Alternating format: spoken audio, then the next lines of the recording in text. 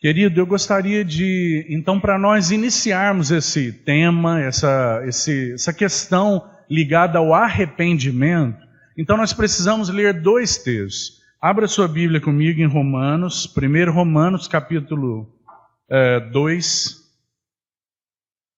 Vamos ler dois textos que certamente nos ajudarão. Romanos capítulo 2, vamos ler o verso 4. Romanos 2, 4 diz assim: ou desprezas. Você sabe que o apóstolo Paulo tinha acabado de dizer muitas coisas aí, de dizer a respeito do Evangelho de Deus. Ele começa o livro de Romanos apresentando isso, e dizendo que ele não se envergonhava do Evangelho, e dizendo que esse Evangelho é para nós, os que cremos, o poder de Deus. Maravilhoso Evangelho de Jesus Cristo. Então agora, no capítulo 2, o apóstolo Paulo vai introduzir, como não poderia ser diferente, quando Cristo é visto, irmão, quando a face do nosso Cristo é vista, duas coisas são reveladas para nós, na mesma proporção. Preste atenção, considere isso. Na mesma proporção em que Cristo tem sido descortinado diante de seus olhos, é exatamente a proporção que você tem sido também conhecido diante do Senhor.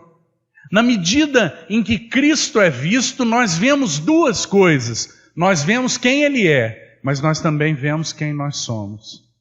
Na medida em que é ampliado para nós quem Ele é, também é ampliado para nós quem nós somos. E quando se torna claro para nós quem nós somos, a palavra nos conduz a um verdadeiro arrependimento. Veja, Romanos capítulo 2, verso 4 vai dizer assim: ou desprezas a riqueza da sua bondade, tolerância, longanimidade, ignorando, veja isso, que a bondade de Deus que te conduz ao arrependimento. Essa frase, a bondade de Deus que te conduz ao arrependimento. Agora nós precisamos de um outro texto para nós completarmos a ideia desse ensino bíblico. Porque nessa frase nós temos uma apresentação de que o arrependimento é pela condução de Deus que é bom. Agora, abra sua Bíblia em Mateus, capítulo 3. E vamos juntar a esse texto, um outro texto, para que se complete, então, o que a Bíblia apresenta a respeito do arrependimento. Mateus, capítulo 3. Vamos ler desde o verso 4. O capítulo 3 de Mateus está apresentando para nós a pregação de João Batista. João Batista, nós podemos dizer que João Batista foi esse primeiro atalaia do arrependimento. O que João pregava, irmão? Qual era o assunto de João? Quando ele ergueu sua voz, o que ele disse? Arrependei-vos, porque é vindo, está próximo o reino dos céus. Essa era a mensagem de João. João não tinha outra mensagem. Ele é o primeiro atalaia do arrependimento. Ele preparou o caminho do Senhor. Então o Senhor, quando veio, pregou o quê, irmão? Como o Senhor iniciou seu ministério? Ele também apresentou o caminho do arrependimento. Arrependei-vos, porque é chegado o reino dos céus. Foi assim que o Senhor Jesus também iniciou sua pregação. Então João, esse atalaia do arrependimento, ele vai falar algo que precisa ser posto junto com o texto de Romanos, para que nossa compreensão seja adequada. Então veja, verso 4. Usava João vestes de pelos de camelo, um cinto de couro, sua alimentação era gafanhotos e mel silvestre. É tão interessante isso, não é, irmão? Porque João vivia uma vida absolutamente simples. João era um separado, um nazireu de Deus. Quando você lê a respeito de João Batista, você fica impressionado. Da boca do Senhor Jesus saiu algo sobre João Batista que choca quando nós ouvimos. Jesus disse assim: dentre os nascidos de mulher, não há ninguém maior do que João. Não é impressionante isso, irmão? Quem disse isso foi o Senhor Jesus. E esse atalaia do arrependimento, ele vivia uma vida coerente, o vaso era adequado, de acordo com a mensagem que ele proferia. A mensagem de João tinha peso, porque a vida de João tinha sido transformada pela mensagem que ele pregava. Você percebe, irmão? João pregava uma verdadeira transformação, porque ele, na sua vida, apresentava um testemunho tão diferente do sacerdócio da época. João era um verdadeiro sacerdote do Senhor. E João apresentava na sua vida coerência com a mensagem que ele pregava. João apresentava algo tão diferente do que Caifás pregava, por exemplo. E Caifás era o sumo sacerdote. É tão maravilhoso quando nós lemos Lucas dizendo assim: naqueles dias era Tibério César o imperador. Ele começa lá por cima. Era Tibério César o imperador. Era Pôncio Pilatos o governador da Judéia. Herodes o tetrarca da Galileia. E ele vai descrevendo: Anás, o sumo sacerdote, Caifás, sacerdote. Veio a palavra do Senhor a João Batista no deserto. Não é impressionante, irmão? Porque é como se aquele texto mostrasse para nós que Deus estava olhando e que dentre todas aquelas figuras pomposas, quem mais importava para Deus era João Batista no deserto. O Senhor não estava olhando para a autoridade daqueles homens importantes. Para Deus, quem era importante? João Batista no deserto.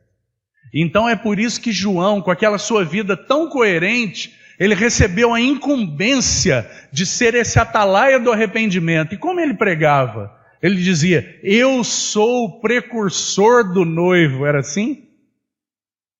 João dizia assim: eu sou uma voz que clama no deserto, endireitai as veredas. Que maravilhoso, irmão. Como nós precisamos aprender o que significa ser um verdadeiro servo do Senhor. João não queria aparecer. João não se importava consigo mesmo mais do que com aquele a quem ele servia. Como nós precisamos aprender? Como nós precisamos nos arrepender? E então João é vamos usar uma palavra do nosso tempo, João é esse ícone do arrependimento. Se nós queremos aprender algo sobre arrependimento, nós precisamos olhar para a vida desse homem, dentre muitos outros na palavra. Então, continuando o texto, diz assim: então saíam a ter com ele Jerusalém, toda a Judéia e circunvizinhança do Jordão, e eram por ele batizados no Jordão, confessando seus pecados. Veja isso, irmão. Aí o verso 7 diz: vendo ele, porém, que muitos fariseus e saduceus vinham ao batismo, disse-lhes. Impressionante, né? Eu gostaria de saber se alguma vez na sua história você já ouviu alguma pregação dessa natureza, irmão. Um pregador que tenha tido a ousadia de pregar o que é necessário para a igreja e o que procede da boca do Senhor. Que nós sejamos recuperados nesse sentido. Porque João olhou para aqueles homens e ele não fez conta do número de pessoas que estavam ali. Ele não fez conta daqueles religiosos importantes, fariseus. Os fariseus eram, na época do Senhor, na época de João, um grupo religioso muito importante. Os homens mais importantes em termos financeiros, os homens mais importantes em termos religiosos, faziam parte dessa turma de fariseus. Então João olha para ele e profere sua mensagem. Ele diz assim: raça de víboras. É impressionante, irmão. Raça de víboras. Quem vos induziu a fugir da ira vindoura? Agora o que nos interessa é o verso 8. Produzi. Veja isso, irmão. Produzi, pois, fruto digno do arrependimento. Nós precisamos dessas duas passagens. A bondade de Deus é que te conduz ao arrependimento. Produzi, pois, frutos dignos de arrependimento. Para que essa ideia relacionada ao arrependimento seja adequadamente entendida por nós. Porque nós podemos, por um lado, ler o texto de Romanos e cruzarmos nossos braços e dizermos: um dia Deus vai me conduzir. E nós ouvimos frases assim de irmãos que têm vivido vidas medíocres. Eu estou esperando Deus trabalhar. A gente ouve coisas assim. Um dia Deus vai trabalhar. E a pessoa tem procrastinado pecados, tem procrastinado coisas que devem ser ajustadas na vida, na conduta, no coração. E então, olhando para o texto de Romanos, nós podemos julgar parcialmente que o arrependimento é um processo que depende exclusivamente de Deus, que na hora que Ele quiser, Ele vai te conduzir ao arrependimento. Mas, querido irmão, nós precisamos desses dois textos para que nós compreendamos que Deus, sim, por bondade, te conduz ao arrependimento. Mas, querido irmão, Ele não se arrependerá por você. Ele conduz você e eu ao arrependimento. Por que instrumento? Por sua palavra. Pela palavra que desce do céu e revela a face do nosso Cristo, a beleza do varão medida de Deus, para que nós sejamos confrontados e então, no que for necessário, haja ou seja produzido um fruto digno de arrependimento. Então, arrependimento envolve resposta do crente. Abra bem seus ouvidos, irmão. Arrependimento envolve resposta do crente. Agora, preciso explicar para você usando o seguinte exemplo. Veja, imagine como se nossa vida fosse uma linha aqui, assim. Então, a bondade de Deus nos conduz ao arrependimento. E Deus fala, até o meio do caminho e aguarda então que você agora produza o fruto de arrependimento. Será que é assim que nós devemos ver? Eu gostaria de sugerir para você que essa é uma maneira inadequada de ver. Nós precisamos compreender que essa linha da nossa vida se processa da seguinte maneira: a bondade de Deus sempre nos conduz. E nós sempre produzimos frutos dignos de arrependimento. E nossa vida será assim, toda ela, até o nosso Senhor voltar. Deus sempre, por bondade, conduzirá você ao arrependimento. Mas você sempre responderá produzindo frutos dignos de arrependimento. Você vê, irmão? Então, colocado esse princípio, nós vamos tomar um texto que pode nos ajudar a extrair mais algumas lições sobre esse tema. Porque, querido irmão, se você olhar para a vida de todos os homens de Deus, todos, sem exceção, eles aprenderam esse caminho. Vamos, antes de entrar no texto que separei para essa noite, vamos ao Salmo 131, para que você veja isso na vida de Davi. Veja só, Salmo 131, veja o que Davi vai nos ensinar a respeito disso.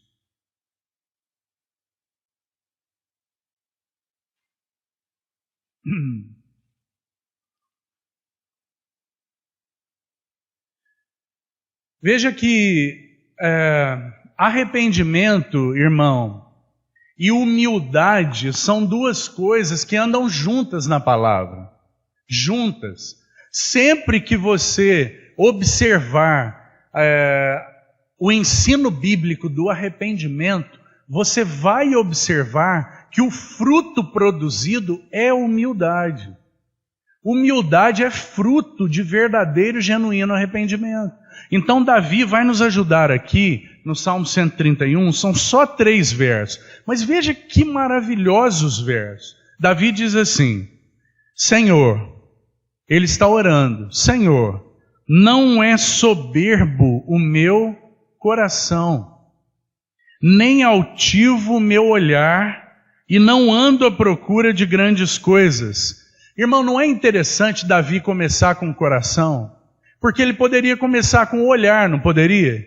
Ele poderia começar com o andar, não poderia? Mas ele começa com o coração. Por quê? Porque todo genuíno arrependimento começa no coração.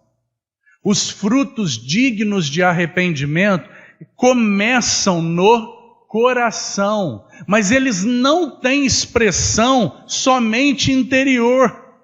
Eles têm uma expressão visível. O fruto do arrependimento pode ser visto. É por isso que João olhou para aqueles fariseus e disse: produzi frutos dignos de arrependimento. Quem induziu vocês a fugir da ira vindoura? Vocês vivem como vivem e querem vir aqui exteriormente buscar o batismo, confessando pecados, tendo o interior do copo todo sujo? É isso que João estava dizendo para eles. Vocês limpam, nas palavras de Jesus, vocês limpam o exterior do copo, enquanto o interior está todo sujo. Então o arrependimento se processa primeiro no coração. Então Davi diz: não é soberbo o meu coração. Porque Davi entendia que a visão de Cristo precisa atingir o coração, irmão. Senão nós nunca nos colocaremos diante dele numa posição adequada. A soberba que o pecado gerou nas nossas vidas não será quebrada se nosso coração não for atingido. Se não houver um acesso da palavra aos nossos corações que dobre nossa cerviz diante dele. Compreende? Então, Davi começa dizendo: não é soberbo o meu coração, nem altivo o meu olhar. Veja que o olhar acompanha o coração, querido. O Senhor Jesus ensinou isso de outra maneira. Sabe o que ele disse? Ele disse assim: onde estiver o teu tesouro, estará o teu coração. Porque o coração segue o tesouro. E Davi sabia disso. Então ele diz: Senhor, é como se Davi estivesse dizendo: Senhor, trata a soberba do meu coração. Porque se meu coração for quebrantado, meu olhar não será altivo. E mais, não somente o olhar, meu andar não será à procura de grandes coisas. Eu não vou andar procurando grandes coisas, mas meu coração será semelhante ao teu, Senhor. E o Filho do Homem não tinha onde reclinar a sua cabeça. E o Cordeiro é aquele que nós seguimos, irmão. Nós somos os seguidores do Cordeiro, segundo Apocalipse, por onde quer que ele vá. Agora, será que nós compreendemos o que significa seguir o Cordeiro? Ou será que nós, como aqueles judeus, nós também vislumbramos, idealizamos na nossa mente um Senhor que é diferente do Cordeiro sofredor que nós seguimos? Do Cordeiro manso e humilde que é nosso Senhor? Será que nós idealizamos algum tipo de personalidade que não é a dele? Então que o Senhor trate nossos corações. Não é soberbo o meu coração, não é altivo o meu olhar, não ando à procura de grandes coisas, coisas maravilhosas demais para mim. Agora Davi vai apresentar o caminho para isso, irmão. Ele vai apresentar para nós que arrependimento, humildade, é a sua história de vida, irmão. É algo que nós precisamos aprender diariamente. E como ele vai explicar isso? Ele vai dizer assim, ó: pelo contrário, eu não tenho coração soberbo, olhos altivos e não ando à procura de grandes coisas, porque ao invés disso, eu permiti que Deus me conduzisse por outro caminho. E frutos foram produzidos na minha vida. Então ele diz, pelo contrário, fiz. O que você acha desse fiz aí, irmão? Esse fiz, ele é totalmente responsabilidade sua. É Davi que fez. Esse é um fruto digno de arrependimento. Maravilhoso. Fiz, calar. Deixa eu sugerir uma coisa para você. A palavra hebraica aí para calar, no original, quem aqui conhece aquela plaina de aplainar madeira? A palavra hebraica tem essa raiz. A nossa alma, ela é como uma madeira bruta. Para que ela seja calada, a palavra de Deus precisa aplainar a nossa alma. Precisa passar nos nossos corações. E querido, quando você vai aplainar uma madeira, muitos pedaços dessa madeira, eles precisam ser retirados, não precisam? Então esse não é um processo fácil, é dolorido. Envolve dor, sabe por quê? Porque nós precisamos avançar no arrependimento. Nós podemos dizer que existem níveis de arrependimento. E queria te dizer, irmão, que se você ainda tem se arrependido apenas dos pecados que você tem cometido, você ainda está num nível muito superficial de arrependimento. Se nós só nos arrependemos dos pecados que cometemos, nós ainda precisamos avançar e compreender que nós não somente precisamos nos arrepender do que fazemos, mas nós precisamos nos arrepender do que somos. Porque nós fazemos o que fazemos porque somos como somos. Percebe, irmão? É por isso que a madeira precisa ser aplainada. Eu fiz. Ele não está de braço cruzado e orando a Deus e falando, Senhor, aplaina a minha alma. Ele está dizendo, Senhor, eu me coloquei e não me desviei dos golpes da tua plaina, para que a minha vida, meu coração fosse aplainado. Do contrário, minha vida, meu interior será um caminho escabroso. Um caminho cheio de buracos. O Senhor precisa passar sua plaina, sua palavra, que vai endireitando caminhos tortos. Tu que vais adiante de nós, endireitando caminhos tortos. Que maravilhosa! Que maravilhoso Senhor nós temos. Ele é que vai adiante de nós, endireitando caminhos tortos. Então fiz calar. É a primeira palavra. Depois Davi diz assim, e sossegar. A palavra no hebraico original aí para sossegar é ficar em silêncio. Mas irmão, sabe qual é o nosso problema? É que quando Deus está tratando nossa vida, nós somos tão diferentes da ovelha, né? A ovelha, eu não sei se você já viu uma ovelha ser imolada, uma ovelha ser morta. A ovelha não berra. Ela não berra. Meu pai, há anos atrás, tinha um sítio, então ele tinha algumas ovelhas e lá eram preparados alguns carneiros na época de Natal, para venda e tudo. Então os carneiros eram pendurados pelo pé e sangrados pelo pescoço e eles não berram. Diferente do porco.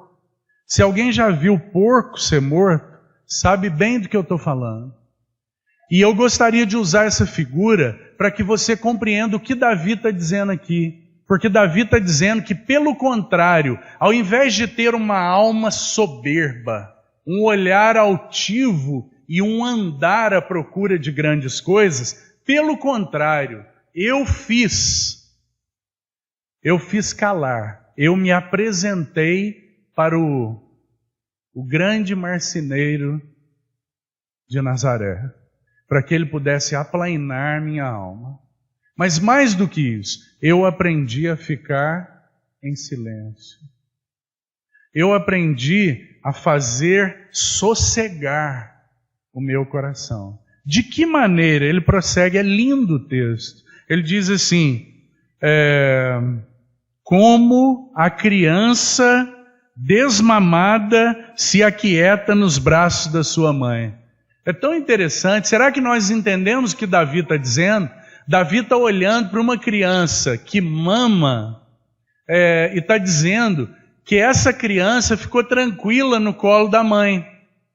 Mas não porque a criança, quando ela está com fome, é como se ela olhasse para a mãe e visse uma grande mamadeira, né?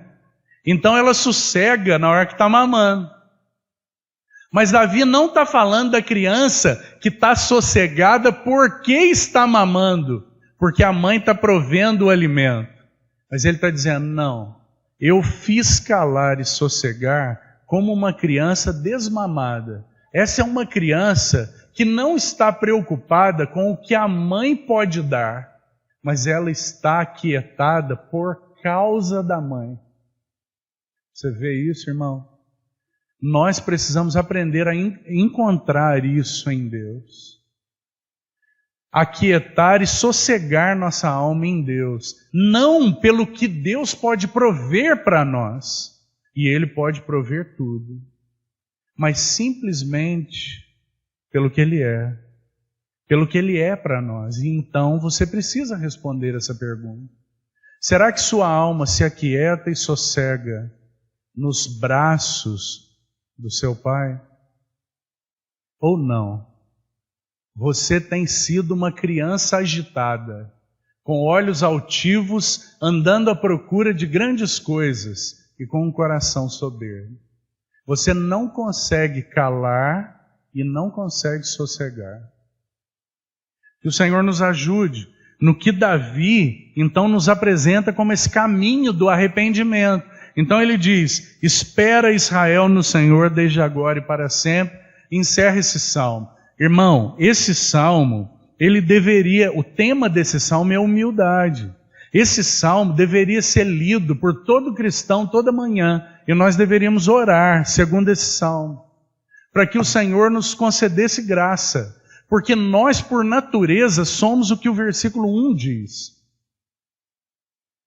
Agora, nós, por meio da condução do bendito Espírito Santo, podemos experimentar o que o versículo 2 diz. Então, que o Senhor nos ajude, que essa seja a sua oração.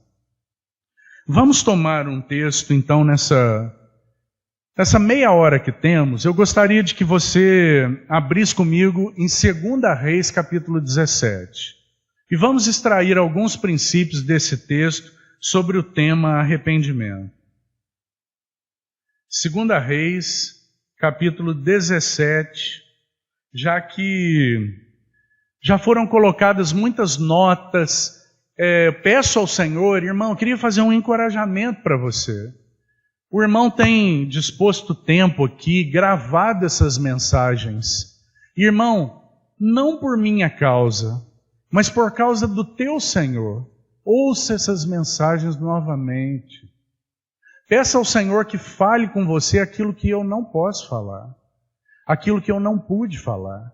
Ore, ouça novamente, para que o Senhor fale mais ao teu coração e mais ao teu coração, para que Ele dê algo mais para você e para que então a palavra frutifique no coração da igreja em Anastácio. E daqui a algum tempo nós possamos olhar para trás e sermos gratos ao Senhor, não porque já temos alcançado o suficiente, mas como Paulo, fazermos uma só coisa, deixando para trás o que para trás fica, avançarmos para o alvo. Não que eu já o tenha alcançado, mas uma coisa faço, que nós possamos olhar para trás como Paulo olhava para trás. E querido, Paulo olhava para trás e deixava para trás muitos frutos espirituais, muitos. Você já pensou? Que ele está olhando para trás, ele não está deixando para trás só os erros, só as dificuldades, ele está deixando tudo para trás. Uma coisa faz, esquecendo de tudo que para trás fica, avanço para o alvo, para o prêmio da ascensional, soberana vocação de Deus em Cristo Jesus, porque eu quero ser achado nele. Quando eu for procurado, eu quero ser encontrado, abrigado debaixo das suas asas. Eu tenho aprendido a me abrigar debaixo das suas asas. Ah, irmão, e que maravilhoso é nós nos lembrarmos que aquele que habita no esconderijo do Altíssimo, à sombra do Onipotente, descansará. O apóstolo Paulo aprendeu isso. E que esse aprendizado seja o nosso também. Então, 2 Reis, capítulo 17, eu quero deixar uma lição para você.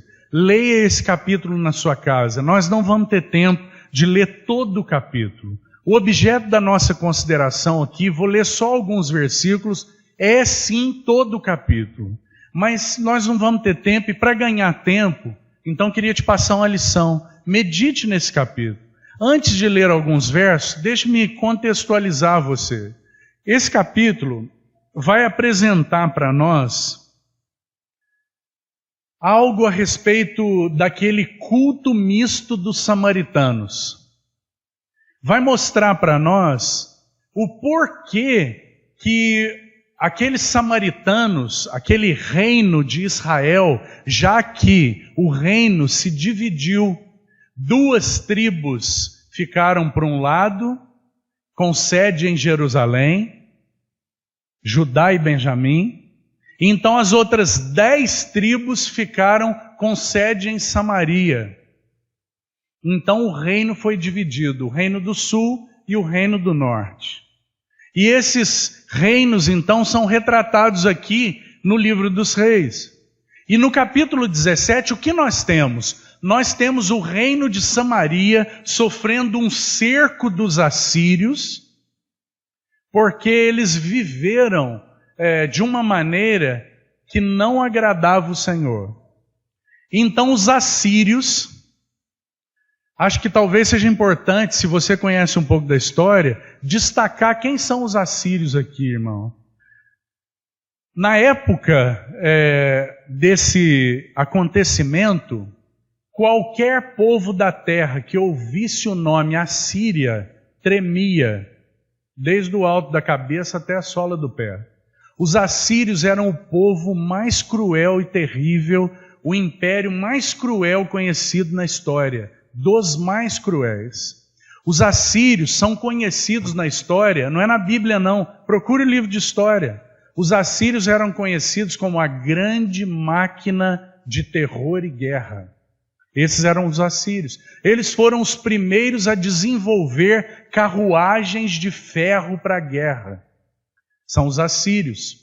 Se você gosta de história, você vai saber que os relatos a respeito da crueldade dos assírios são terríveis. Conta a história assíria que o imperador, numa ocasião em que conquistou um povo, então, para expandir o império, ele relata que cobriu as colunas da cidade com a pele dos líderes dessa cidade. Esses eram os assírios, tamanha crueldade. Por que estou dizendo isso? Para que você saiba o que significa, literalmente, esse povo estar cercado pelos assírios. Aí você vai falar, irmão, mas nós estamos falando de arrependimento. Eu queria te dizer, querido irmão, que se nós não tornarmos, se nós não voltarmos ao Senhor em genuíno arrependimento, nós podemos experimentar espiritualmente aquilo que aquele povo estava experimentando literalmente, um cativeiro assírio. E esse texto, vai então apresentar isso para nós de uma maneira impressionante. Então, vamos ler desde o verso 3, para nós iniciarmos. Eu queria que você observasse nessa narrativa, a narrativa do cerco e conquista da Síria, que você observasse as causas, certo? As causas desse cativeiro. Por que eles foram cercados e se tornaram cativos dos assírios? Deixe-me dar uma referência bíblica dos assírios para você.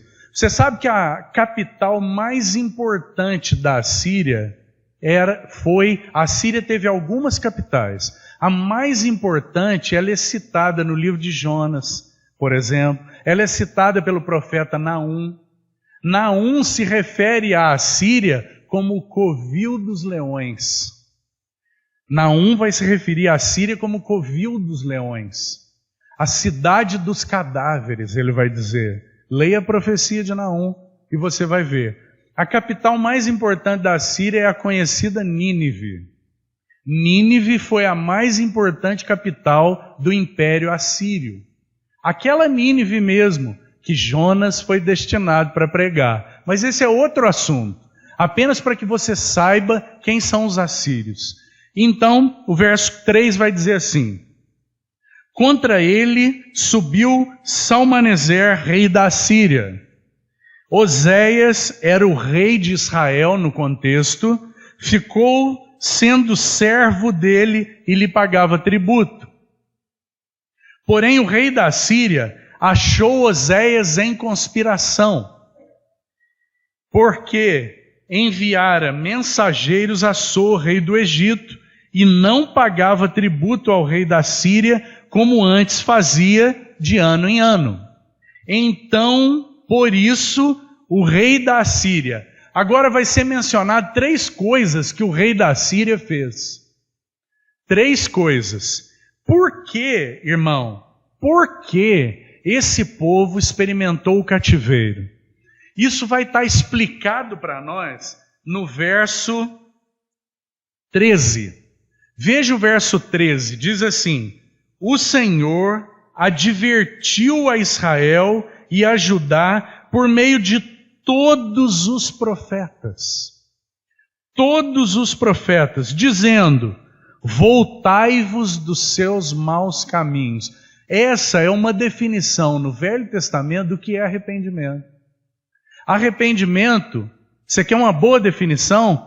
Voltai-vos dos vossos maus caminhos. A palavra grega é metanoia, ou metanous. É a palavra grega para arrependimento. A palavra grega significa literalmente mudança de mente. É a palavra para arrependimento no Novo Testamento. Aqui no Velho Testamento é voltai-vos dos vossos maus caminhos. Agora, o que é interessante, irmão, é que o Senhor sempre advertia. Sempre advertia. E o que acontece? Eles não quiseram voltar.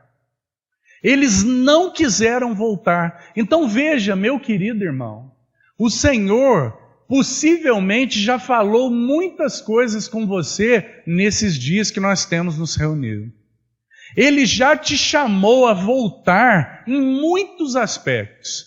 Se você não voltar, você terá consequências. E esse texto vai nos ajudar em relação às consequências. Se nós voltarmos os nossos olhos para o Senhor, Ele nos restaurará. Não é assim que o Salmo 80 nos diz?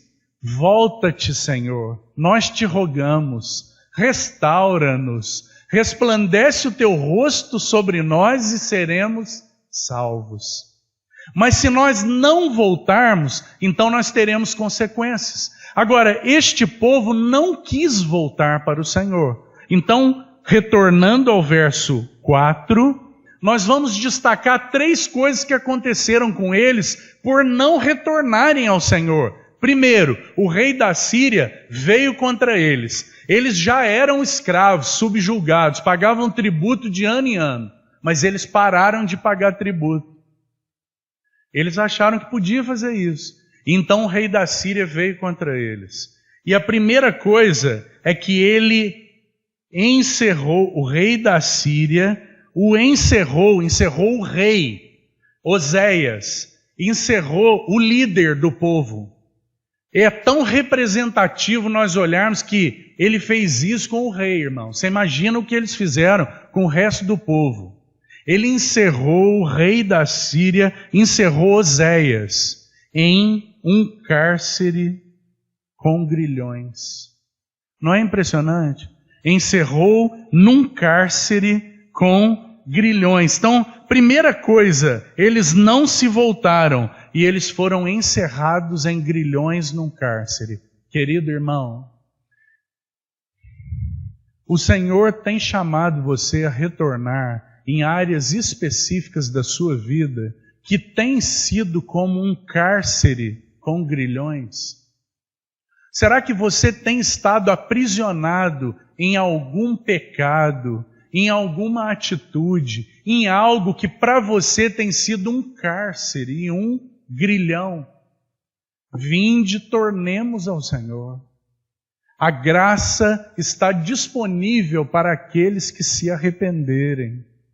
Então que nós sejamos levados ao arrependimento, que nós não vivamos vidas que desagradam nosso Senhor. Ele fielmente vem a nós e fala: filho meu, retorna para mim. Filho meu, olha para mim. Então que o Senhor nos conduza. Primeiro, encerrou-os num cárcere com grilhões, porque o rei da Síria passou por toda a terra, subiu a Samaria e a sitiou por 3 anos. Irmão, eles fizeram um cerco em Samaria e por 3 anos nada entrava e nada saía. Sabe do que fala isso? Lá eles experimentaram um cerco literal. Passaram fome, passaram dificuldades, um cerco assírio. Sabe espiritualmente o que isso significa, irmão? Que se nós não nos arrependemos, nós experimentamos não só grilhões, bolas de ferro que nós carregamos. Irmão, quantos de nós têm ressentimentos aqui há anos? São raízes que já se tornaram árvores. São grilhões, bolas de ferro amarradas nas nossas pernas, que precisam ser rompidas pelo Senhor. Qual é o caminho para ser rompida? Vinde, voltemos ao Senhor, pois Ele nos despedaçou e nos sarará. Para que esse grilhão seja rompido, você vai precisar ser despedaçado. Mas Ele fez a ferida e Ele a ligará. Se nós tornarmos ao Senhor, o Senhor é capaz de remover isso, irmão. Ele é capaz de meter a mão lá no seu coração e arrancar aquela raiz de amargura, que não somente é um grilhão, mas ele avança. O sítio significa uma vida oprimida espiritualmente, opressão espiritual, uma vida oprimida por pecados, uma vida oprimida por ressentimentos, uma vida oprimida por falta de perdão, uma vida oprimida por passado, coisas do passado, que nós precisamos ser libertos delas. Que o Senhor nos ajude, querido irmão, para que nós não vivamos dessa maneira. Nós fomos chamados para saltar como bezerros da estrebaria, porque o sol da justiça brilhou para nós. Mas nós muitas vezes temos vivido aqueles que foram libertos como aprisionados. E então ele segue. Terceira coisa, no ano 9 de Oséias, rei da Síria, verso 6, eles foram levados, transportados, Israel, para a Síria, e os fez habitar em Hala. Sabe o que significa Hala, irmão? Dolorido. Dolorido. Hala significa dolorido. Não é interessante? Isso significa que o Senhor, por sua palavra, tem nos chamado a voltar a Ele, a retornarmos em verdadeiro arrependimento. Se nós não quisermos nos arrepender, nós permaneceremos em grilhões, nós permaneceremos em opressão, e nós permaneceremos num lugar de dor, Hala. Israel foi transportada para Hala, um lugar de dor. Mas então ele segue e diz o seguinte, que a causa, a partir do verso 7, é como se esses versos que nós acabamos de ler fossem uma síntese do que aconteceu com eles. E agora, a partir do verso 7, vai começar a ser detalhadamente explicado por que eles estavam em grilhões, por que eles estavam oprimidos e por que eles estavam em um lugar de dor. Então agora, desde o verso 7 até o final, os detalhes do motivo de estarem nessa condição deplorável começam a ser contados. Então o verso 7 começa assim: tal coisa sucedeu, ele vai explicar agora, tal sucedeu porque os filhos de Israel pecaram contra o Senhor. Tal coisa sucedeu porque eles pecaram contra o Senhor. Então agora vai ser explicado para nós. E eles fizeram o que era mal, não temeram ao Senhor que os tirou da terra do Egito. Agora o verso 8 traz uma nota importante, irmão. Ele diz assim: andaram nos estatutos das nações. Irmão, o que significa isso? Significa que eles olharam para a cultura daqueles povos, eles olharam não só para a cultura, mas eles olharam para os costumes, eles olharam para o estilo de vida daqueles povos e julgaram que essa maneira de viver era melhor do que viver conforme o Senhor os tinha proposto de viver. Agora te pergunto, será que você tem vivido de uma maneira agradável ao Senhor? Ou você tem vivido apaixonado pela tecnologia desse mundo, pela cultura desse mundo, pelos modismos desse mundo, pelo que o mundo tem oferecido? Ou será que nós temos nos permitido sermos de tal forma trabalhados pelo Senhor que, sem palavra alguma, se reconheça nosso testemunho? Irmão, eu não quero que você pense que eu estou aqui a compartilhar uma utopia. Eu quero tomar a história de um homem de Deus para relatar isso para você. Muitos de vocês possivelmente já têm ouvido falar de um americano do século XVIII, conhecido evangelista chamado D.L. ou Dwight L. Moody, o grande evangelista, Dwight Moody. Moody nasceu e viveu em Chicago, naquele período mais negro de Chicago. Moody era um evangelista em uma cidade perversa, em uma cidade imoral, em uma cidade cheia de impiedade, imoralidade, e Moody estava lá em Chicago. E ele vivia uma vida tão preciosa que Chicago, naquela época, era um lugar em que as barbearias eram ambientes terríveis, onde se falava de tudo e de toda maneira. Um ambiente de palavreado horrível, um ambiente de conversas horríveis. Conta a biografia de Dwight Moody que quando esse homem entrava nas barbearias, as pessoas se calavam. Quando esse homem entrava, ele não precisava pedir nada. A presença do Senhor, o amor desse homem pelo Senhor, a resposta na sua própria vida ao Senhor, era algo tão distintivo, irmão, que quando esse homem entrava nas barbearias, as pessoas se calavam. Agora eu preciso te fazer uma pergunta. Para que você me responda, abra sua Bíblia aí no Salmo 1. Veja o que diz o salmista.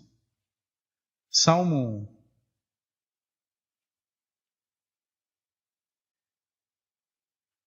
Bem-aventurado. Você sabe que essa expressão significa extremamente feliz, não é? Extremamente feliz. Bem-aventurado. Bem-aventurado o homem. Agora veja, irmão, que não anda no conselho dos ímpios. Queria sugerir uma tradução alternativa para você, para essa expressão. Bem-aventurado o homem que não vai atrás da opinião dos ímpios. Agora, como nós temos vivido, irmão?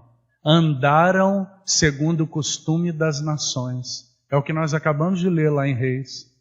Andaram segundo o costume das nações. Será que nós temos sido esse homem que é relatado aí no Salmo 1? Um bem-aventurado, feliz, extremamente feliz. Por quê? Porque não anda, não vai atrás da opinião dos ímpios. Ah, irmão, nós estamos assim de cristãos defendendo causas mundanas, para vergonha nossa. Falam com uma paixão do novo governo, das associações aqui e ali, mas não têm a mesma paixão pelo Senhor no coração. Não falam do Senhor com a mesma paixão. Acolhem no coração opiniões mundanas, valores mundanos. Que o Senhor nos livre disso. Não andam no conselho dos ímpios. Não se detêm. Veja que é progressivo, né? Primeiro ele está andando, depois ele para. Não se detém no caminho dos pecadores. Sugiro uma tradução alternativa. Não segue o exemplo dos pecadores. Ele não vai atrás da opinião dos ímpios e não segue o exemplo dos pecadores. Ora, irmão, basta uma mulher colocar uma roupa na novela da Globo que está assim de cristãos usando as mesmas roupas. E muitas vezes são roupas imorais, são roupas inadequadas. Que o Senhor nos ajude. Será que nós não precisamos nos arrepender? Será que precisa ser mais claro do que isso? Será que nas nossas casas a nossa televisão não tem estado inadequadamente ligada? Será que você, varão, que é pai de família, você tem funcionado como uma porta, um profeta, sacerdote, rei na sua casa? Você exerce discernimento na sua casa? Ou seu filho se tranca no quarto com celular liberado, televisão liberada, e você nem sabe o que ele tem visto? Será que nós não temos precisado nos arrepender, irmão? Será que nós não temos carecido E o salmista avança. Além de se deter, ele diz, não se assenta na roda dos escarnecedores. Sugiro ainda uma tradução, não participa de rodinhas de escarnecedores.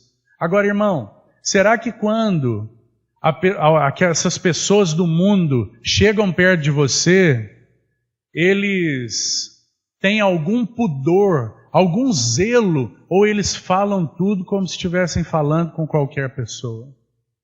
Será que seu ouvido tem sido uma lata de lixo, irmão? Será que essas piadas sujas têm sido guardadas no seu coração mais do que os textos da palavra? Quando você se assenta na sua hora de diversão, você lembra da piada que foi contada há 10, 15 anos atrás, mas você não consegue memorizar um texto da palavra. Ah, irmão, que o Senhor possa remover de nós essas coisas que ficam grudadas no nosso ser e escrever com seu dedo sua palavra nos nossos corações, nas nossas mentes. Porque senão como nós frutificaremos? Como será possível frutificar? Retornando já com o nosso tempo encerrado ao texto de 2 Reis 17, Apenas para colocar mais um ou dois aspectos e nós vamos encerrar. No que se refere ao arrependimento. Apenas mais um ou dois aspectos para que você considere, e então nós vamos encerrar. Queria sugerir para você 3 expressões que vão aparecer aí dos versos de 14 a 16, para que você veja, querido irmão, que o fato de não se arrependerem abriu portas para que algo acontecesse no coração deles. Então veja o verso 14, diz assim: porém não deram ouvidos. O que você acha dessa expressão? Ela é tão solene, irmão. Ore, peça ao Espírito Santo que fale como uma trombeta isso no seu coração e no meu. Que essa trombeta ressoe o perigo de não darmos ouvidos àquilo que o Senhor tem falado. Porém, não deram ouvidos. Qual foi a consequência? Veja, antes se tornaram obstinados. Obstinados. Sabe o que significa? Se você estudar a palavra hebraica, eu queria sugerir outras três ideias para que fique bem claro para você o que é obstinação, irmão. A palavra hebraica, a raiz da palavra aí, aponta para, primeiro, ser duro. Você conhece uma pessoa que é dura? Uma pessoa que manifesta na sua personalidade a característica de ser dura. Essa é uma marca de pessoas obstinadas. Ser duro. Segundo, ser teimoso também é a raiz da palavra que o Espírito Santo selecionou aí. Ele disse, olha, se você não der ouvidos, você abre porta para que algo cresça no seu coração. Primeiro, obstinação. Se você diz não para o Senhor, é porque você está acolhendo algo contrário do que Ele tem dito. Então você tem se mantido ferrenho em uma posição própria. Isso é obstinação. Obstinação é ser duro, ser teimoso. Terceiro, ser agressivo. Você tem essa característica na sua personalidade, querido irmão? Agressividade, teimosia, dureza. Isso é obstinação. Se a obstinação crescer, não damos ouvidos ao Senhor.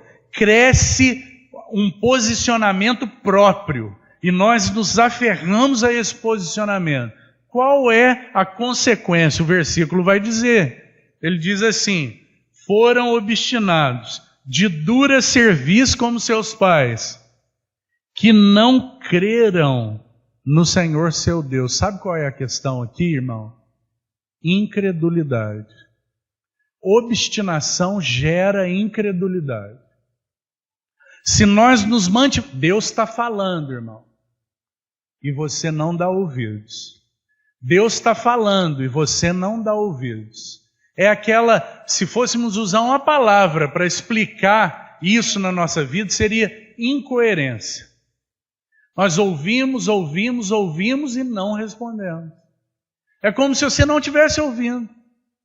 Isso a Bíblia chama de obstinação. E Deus fala novamente e você não dá ouvidos. Sabe qual é o resultado de se manter nessa posição? Incredulidade. Você vai descrer do teu Senhor e das promessas do teu Senhor, se não for conduzido e produzir os frutos dignos de arrependimento. E esse é só o primeiro aspecto. Segundo, verso 15. Veja que são 3 palavras. Primeiro, obstinação. Se você se mantiver obstinado, o próximo passo nessa descendente terrível é rejeição. Rejeitaram os estatutos e a aliança que o Senhor fizera com seus pais. Não é incrível, irmão? O avanço, o progresso da obstinação é rejeição. Quantas pessoas que já estiveram aqui reunidas com os irmãos, que se mantiveram obstinadas e que hoje já rejeitaram o Senhor. Porque não deram ouvidos. Você vê como é sério isso, irmão? Voltai dos vossos maus caminhos. Não se arrependeram, não deram ouvidos. Então rejeitaram. E aqui nesse caso, a rejeição, ela também traz consequências. Eles, se você continuar o verso 15, diz assim: rejeitaram os estatutos e a aliança que fizera com seus pais, como também as suas advertências com que protestara contra eles. Seguiram os ídolos e se tornaram vãos. Sabe o que acontece com aqueles que rejeitam? Eles se tornam imprestáveis. Eles se tornam inúteis. O que você acha disso, irmão? A coisa mais terrível para um ser humano é ouvir um veredito desse. É alguém olhar para você de frente e falar assim: você não presta para nada. Você é inútil. O que a Bíblia está dizendo é que espiritualmente nós podemos nos tornar inúteis, se nós nos mantivermos obstinados e não dermos ouvidos ao que o Senhor tem falado. Se tornaram inúteis. E o terceiro passo para nós encerrarmos, avançando aí, além disso, o verso 16 começa de uma maneira terrível. Tem mais um passo nessa descendente. Além de obstinação, rejeição, o terceiro passo é desprezo. Desprezaram todos os mandamentos do Senhor seu Deus. Irmão, por causa disso, eles se entregaram às mais terríveis perversidades. Se você continuar lendo o texto, você vai ver que eles pegaram e queimaram os filhos como sacrifícios a Moloque. Mataram seus filhos em sacrifício a outros deuses. Para que você entenda o grau de perversidade, até onde eles foram. Porque não se arrependeram.